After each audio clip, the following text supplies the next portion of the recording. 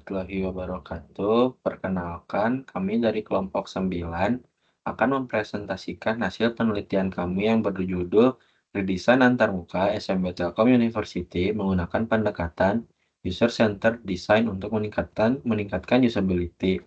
Seperti yang dilihat pada abstrak, SMB Telkom University merupakan sistem pendaftaran online yang digunakan calon mahasiswa untuk mendaftar ke perguruan tinggi. Namun, hasil survei yang kami lakukan menunjukkan bahwa sistem ini masih memiliki sejumlah masalah dari sisi usability. Sebanyak 57,1% responden merasa kewalahan dengan formulir yang terlalu panjang, dan 42,9% tidak mengetahui apakah dokumen mereka telah berhasil tersimpan karena sistem minim notifikasi. Selanjutnya ke pendahuluan. Pada bagian pendahuluan, dijelaskan bahwa berdasarkan survei terhadap pengguna sistem SMB, ditemukan beberapa permasalahan usability yang signifikan. 57,1 responden menyatakan jumlah kolom data terlalu banyak dan melelahkan. 42,9% mengalami kesulitan memahami istilah administratif, 28,6% merasa bingung dengan navigasi yang kurang jelas, dan 42,9% mengaku harus mengecek berulang kali untuk memastikan dokumen berhasil terunggah. Permasalahan-permasalahan ini secara langsung memengaruhi dua aspek utama dalam konsep usability, yaitu efisiensi dan kepuasan pengguna. Atas dasar itulah penelitian ini dilakukan dengan menerapkan prinsip human computer interaksi, khususnya pendekatan user centered design atau UCD. Oke, kita akan lanjut pada metode penelitiannya. Jadi, kami akan menjelaskan metode penelitian yang kita gunakan. Pada penelitian ini, kita menerapkan pendekatan UCD, User Centered Design, yang dimana menempatkan kebutuhan dan perilaku pengguna sebagai dasar utama dalam desainnya. Nah, sebagaimana ditunjukkan pada diagram tahapan penelitian ini, proses dilaksanakan melalui 4 tahapan. Utama yaitu perancangan konsep, pengumpulan data, perancangan antarmuka, dan pengujian serta revisi. Nah, pada perancangan konsep, kami melakukan observasi langsung terhadap sistem SMB untuk mengidentifikasi hambatan usability pada SMB. Jadi hasil rekapitulasi hambatan pengguna dapat dilihat pada tabel 1 ini. Oke, jadi pada tabel 1 ini disusun 3 user persona sebagaimana yang ditampilkan pada gambar. Jadi yang pertama, calon mahasiswa berusia 17 tahun yang memerlukan arahan di setiap tahap, yaitu kedua, mahasiswa baru berusia 19 tahun yang membutuhkan konfirmasi jelas yang mengunggah berkas, dan ketiga, orang tua berusia 49 tahun yang kadang mengalami kesulitan memahami terminologi akademik. Nah, lalu berdasarkan persona tersebut, kami menyusun hierarchical task analysis atau HTA yang membagi proses pendaftaran ke dalam 3 subgol utama, yaitu pertama persiapan dan login, kedua pengisian data dan berkas sebagai lalu bagian verifikasi dan konfirmasi. Jadi pada tahap pengumpulan data, kuesioner disebarkan secara daring melalui Google Form kepada 7 responden yang terdiri dari mahasiswa, calon mahasiswa, dan orang tua. Hasil ini menjadi acuan utama kita dalam menentukan prioritas solusi desain pada tahap selanjutnya. Memasuki tahap perancangan antarmuka, seluruh desain dikerjakan menggunakan Figma. Sebelum proses akan dimulai, kami menetapkan style guide sebagai pedoman visual. Warna merah diambil dari identitas Telkom University, warna hijau digunakan sebagai aksi berhasil, dan font Jakarta Sans dipilih karena tingkat keterbacaannya yang lebih baik dibandingkan Open Sans, terutama pada layar yang berukuran kecil. Total terdapat 7 layar yang dirancang, ditambah 1 dialog window, meliputi halaman beranda, form data diri, halaman upload dokumen, dialog konfirmasi, sukses tampilan mobile, halaman info program studi, dan progress tracker pendaftaran. Beberapa solusi desain utama yang kami terapkan antara lain adalah progress step per 7 langkah yang dapat dilihat pada bagian atas tampilan form data diri untuk membantu pengguna mengetahui sejauh mana proses pendaftaran telah berlangsung.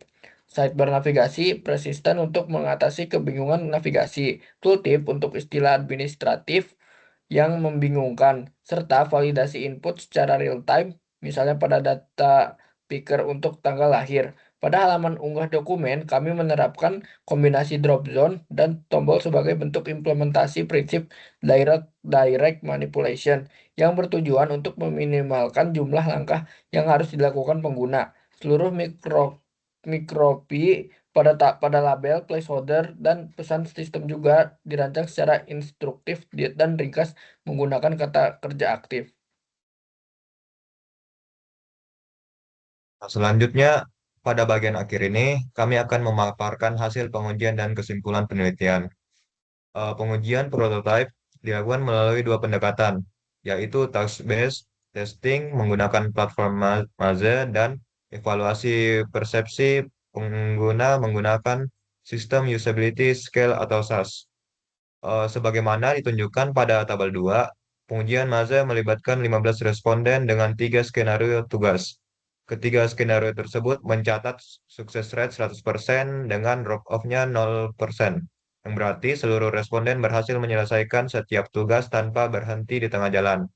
Misclick rate tertinggi ditemukan pada skenario formulir data diri, namun tidak berdampak pada keberhasilan penyelesaian tugas. Lanjut ke tabel 3. Selanjutnya, evaluasi SAS yang diisi oleh 9 responden valid menghasilkan skor rata-rata terbesar yaitu 85,28 yang menunjukkan bahwa prototipe sistem SMB berada pada kategori excellent dan dinilai layak digunakan oleh pengguna. Lanjut ke halaman kesimpulan. Sebagai kesimpulan, penelitian ini berhasil merancang ulang antarmuka sistem SMB Telkom University menggunakan pendekatan user-centered design melalui 4 tahapan sistematis. Permasalahan utama berupa beban kognitif akibat formulir panjang dan minimnya umpan balik berhasil dijawab melalui solusi progress stepper 7 tahap, sidebar navigasi persisten, tooltip sidebar navigasi, tooltip istilah teknis, dan validasi real-time. Untuk penelitian selanjutnya, kami menyarankan pengujian dengan responden yang lebih beragam, serta implementasi langsung pada sistem aktif guna mengukur dampak nyata terhadap pengalaman pengguna.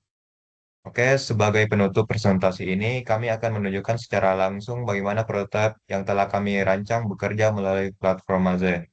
Agar dapat terlihat lebih jelas alur dan interaksi yang dirasakan oleh pengguna saat menggunakan sistem SMB hasil redesign kami. Nah, yang langkah pertama itu kita mengisi identitas respondennya. Misal ini, kita isi nama Adit, jurusan S1 Informatika dan angkatannya 2024. Oke, selanjutnya, apakah Anda pernah menggunakan website SMB Telkom University sebelumnya? Karena saya pernah menggunakannya, jadi ketik ya. Oke, selanjutnya mencari informasi akreditasi dan kuota prodi. Saya adalah calon mahasiswa di Telkom University. Untuk mendaftar, ini melihat program studi beserta memastikan kualitasnya, akreditasi, dan sisa kuota untuk jurusan yang Anda pilih. Oke, kita start tes. Kita lihat program studi. Nih, oke, tesnya komplit. Selanjutnya kita mengisi ininya, seberapa mudah atau sulitkah proses menemukan program studi beserta kualitas akreditasi dan kuota jurusan yang Anda pilih. Saya pilih sangat mudah karena hanya satu kali klik langsung muncul semua intinya. Terus selanjutnya ada dan melengkapi pengisian formulir data diri. Telah menentukan pilihan tadi, selanjutnya mendaftarkan diri dan melengkapi data diri untuk divalidasi oleh sistem. Anda meminta untuk memasukkan informasi identitas sesuai dengan data pribadi saya. Oke, kita daftar SMB. Ini misal kita mengisi NIK, KTP, nomor HP, jenis kelamin laki-laki, alamat lengkap Bojong Soang. Nah, selanjutnya kita simpan. Oke, tesnya komplit. Kita selanjutnya mengisi ini lagi, seberapa mudah atau sulitkah pengisian formulir data diri? Sangat mudah ya tadi untuk data diri. Nah, selanjutnya, langkah selanjutnya upload file dan verifikasi sukses. Sekarang berada di tahap pengumpulan dokumen pendukung. Saya diminta untuk melampirkan berkas ke dalam sistem serta memastikan berkas tersebut benar-benar telah sukses diterima oleh sistem tanpa perlu ragu untuk mengirim ulang. Nah, oke, kita start test. Kita kan untuk mau mengupload file ya, kita mengklik untuk memilih file atau seret ke sini.